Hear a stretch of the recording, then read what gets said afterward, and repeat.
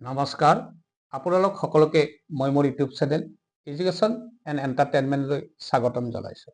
আজি আমি আলোচনা কৰিব ওলাইছোঁ ইনকাম টেক্স কেলকুলেশ্যন সম্পৰ্কত। আপোনালোকে নিশ্চয় গম পাইছে যে চলিত বৰ্ষটোৰ বাজেটত ভাৰত চৰকাৰে আয়কৰ সম্পৰ্কত এক নতুন নীতি নিৰ্ধাৰণ কৰিলে আৰু এই নীতিৰ বৈশিষ্ট্য এটি হ'ল যে এই নীতিমতে এতিয়াৰ পৰা কোনো ধৰণৰ চৰকাৰী তৃতীয় বা চতুৰ্থ বৰ্গৰ কৰ্মচাৰীয়ে কোনো ধৰণৰ আয়কৰ ভৰিব নালাগে। অকল সেয়াই নহয়, যিসকল কৰ্মচাৰী চৰকাৰী কৰ্মচাৰী মাহিলী দৰমহা 1 লাখ বা 1 লাখ টকাৰ কম সেইসকলে কোনো ধৰণৰ টেক্স দিব নালাগে।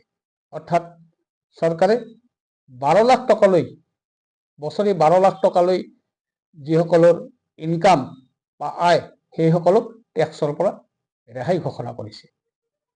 যে নহওক, এই সম্পৰ্কত বিভিন্ন কৰ্মচাৰীয়ে বিভিন্ন দৰমহাপ্ৰাপ্ত কৰ্মচাৰী কিমান টকা আয়কৰ দিব লাগিব তাৰ এটা আলোচনা কৰাৰ কাৰণে এই ভিডিঅ'টো প্ৰস্তুত কৰা হৈছে। ভিডিঅ'টো ভাল লাগিলে এটা লাইক কৰিব আৰু আপুনি যদি মোৰ এই চেনেলটোলৈ নতুনকৈ আহিছে অনুগ্ৰহ কৰি চেনেলটো ছাবস্ক্ৰাইব কৰি থব। এই যি ইনকাম টেক্স সম্পৰ্কত ভাৰত চৰকাৰে ঘোষণা কৰিছে তাত ষ্টেণ্ডাৰ্ড ডিডাকশ্যনৰ কথা কোৱা হৈছে ৭৫,০০০ টকা। ৭৫,০০০ টকালৈ ষ্টেণ্ডাৰ্ড ডিডাকশ্যন থাকিব। যে নহওক, সেই কথা আমি আলোচনা কৰিম। ইয়াত কোৱা হৈছে যে 4 লাখ টকালৈ যাৰ বছৰি ইনকাম 4 লাখ টকা তেওঁলোকে কোনো ধৰণৰ টেক্স দিব নালাগে। কিন্তু 4 লাখৰ পৰা যদি 8 লাখ টকা যদি হয় তেতিয়াহ'লে 5% টেক্স দিব লাগিব, যিটো 20,000 টকা হ'ব। আৰু ঠিক তেনেকৈ 8 লাখ টকাৰ পৰা যদি 12 লাখ টকা হয় তেতিয়াহ'লে তেওঁলোকে 10% অৰ্থাৎ 40,000 টকা টেক্স দিব লাগিব। এতিয়া প্ৰশ্ন হৈছে যে আমি অলপ আগতে কৈছোঁ যে 12 লাখ টকালৈ কোনো ধৰণৰ টেক্স দিব নালাগে, কোনো কৰ্মচাৰী টেক্স দিব নালাগে। এটা ঠিকেই। এই যে 4ৰ পৰা 12 লাখ টকালৈ যিটো টেক্সৰ কথা হৈছে 5% বা 10%, সেইসকল কৰ্মচাৰী যিসকল কৰ্মচাৰীয়ে এই 12 লাখৰ লেভেলটো ক্ৰছ কৰে, এইটো ইয়াত লিখি দিয়া হৈছে যে 60,000 is applicable only for those whose income level cross the 12 lakh limit. তাৰমানে 12 লাখলৈ যদি ইনকাম হয় তেতিয়াহ'লে তেওঁক কোনো ধৰণৰ টেক্স দিব নালাগে। কিন্তু 12 লাখ যদি পাৰ হৈ 13 লাখ টকা যদি হয় তেতিয়াহ'লে চাব 13 লাখত 15% আছে, 15%। তেতিয়াহ'লে 13 লাখ 12 লাখলৈ টেক্স বেলেগ কথা হ'ল।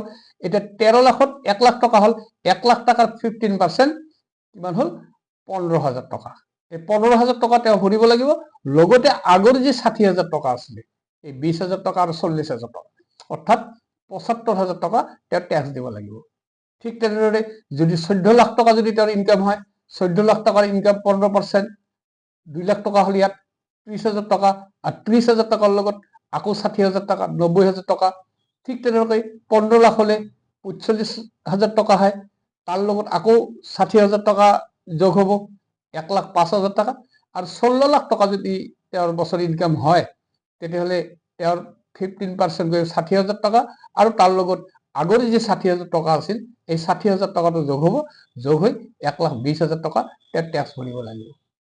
ঠিক তেনেদৰে যদি 16 লাখ টকাৰ যিটো লিমিট এইটো যদি পাৰ হয় তেতিয়াহ'লে টেক্সৰ যিটো হাৰ এইটো আকৌ বাঢ়ি যাব। অৰ্থাৎ 17 লাখ যদি হয় তেতিয়া তেখেতে 20% টেক্স ভৰিব লাগিব, যিটো 20,000 টকা। ঠিক তেনেকৈ 18 লাখ হ'লে 40,000 টকা, 19 লাখ হ'লে 60,000 টকা, 20 লাখ হ'লে 80,000 টকা। ঠিক তেনেকৈ 2 লাখলৈ তেখেতে টেক্স ভৰিব লাগিব। আৰু সেইটো স্লেব পাৰ হ'লে আহিল 21 লাখ। 21 লাখক হ'লে আকৌ 25% টেক্স হ'ব। তেতিয়া প্ৰতি লাখত 25,000 টকা কৰ্মচাৰী টেক্স ভৰিব লাগিব। 22 লাখত 50,000, ঠিক তেনেকৈ 23 লাখত 75,000, 24 লাখত 1 লাখ টকা, অৰ্থাৎ মুঠ 3 লাখ টকা টেক্স ভৰিব লাগিব। আৰু এইটো যেতিয়া লিমিট পাৰ হ'ব 25 লাখলৈ যাব তেতিয়া 25 লাখত আকৌ 30% টেক্সৰ হাৰ হ'ব।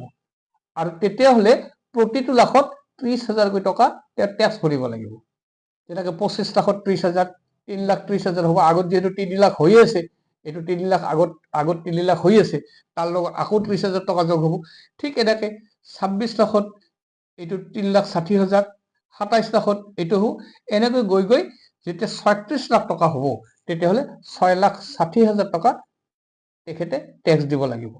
আমি ইয়াত কেলকুলেশ্যন কৰোঁতে আমি এইটো কথা ধৰি লৈছিলোঁ যে এজন কৰ্মচাৰী মেক্সিমাম তেওঁৰ ৩৬ লাখ টকা এনুৱেল ইনকাম বুলি ধৰি লৈছোঁ, অৰ্থাৎ যিসকলৰ ৩ লাখ টকা মাহিলী দৰমহা হয়। মাহিলী ৩ লাখ টকা যদি দৰমহা হয়, ৩ × ১২ ৩৬ লাখ টকা তেওঁৰ ইনকাম হয়, আৰু ৩৬ লাখ টকা যদি তেওঁৰ ইনকাম হয় তেতিয়াহ'লে তেওঁ প্ৰতি বছৰত ৬,৬০,০০০ টকাকৈ তেখেতে টেক্স দিব লাগিব।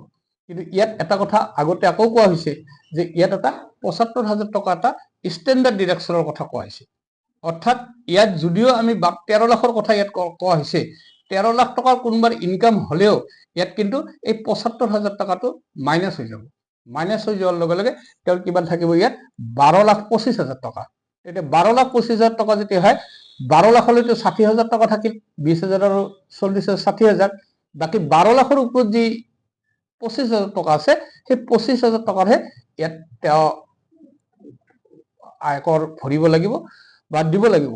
ঠিক তেনেদৰে এইবোৰতো সেই টকাবোৰ কমি যাব। ৭৫,০০০ টকা যিটো ষ্টেণ্ডাৰ্ড ডিডাকশ্যন, এই ডিডাকশ্যনবোৰো ইয়াত কমি কমি আৰু শেষৰ ফালেও সেই ষ্টেণ্ডাৰ্ড ডিডাকশ্যনবোৰ কমি যাব। যিয়ে নহওক, এই ইনকাম টেক্সৰ যিটো স্লেব বা নিৰিখ, ইয়াৰ পৰা এইটো দেখা গ'ল যে এজন চতুৰ্থ বা তৃতীয় বৰ্গৰ কৰ্মচাৰী বা যি কৰ্মচাৰীৰ মাহিলী দৰমহা ১ লাখ টকা বা ১ লাখ টকাতকৈ কম, সেইসকল কৰ্মচাৰীক কোনো ধৰণৰ টেক্স ভৰিব নালাগে। আনহাতে যিসকল কৰ্মচাৰীৰ দৰমহা ৩ লাখ টকা বা ৩ লাখ টকাতকৈ বেছি, সেইসকল কৰ্মচাৰী কিন্তু ভালে সংখ্যক টেক্স ভৰিব লাগিব। ইয়াত ৩ লাখ ইনকামৰ কথা কোৱা হৈছে আৰু এইটো প্ৰায় ৬,৬০,০০০ টকা সেই কৰ্মচাৰীসকলে টেক্স দিব লাগিব। সেয়ে নহওক, ইয়াৰ পিছত আমি টেক্স সম্পৰ্কত আন বিষয়ে আলোচনা কৰিম। আজিৰ ভিডিঅ'টো যথেষ্ট দীঘলীয়া হৈছে, আমি আকৌ বেছি আলোচনা নকৰোঁ, ইয়াতে সামৰিব মাৰিছোঁ। ধন্যবাদ।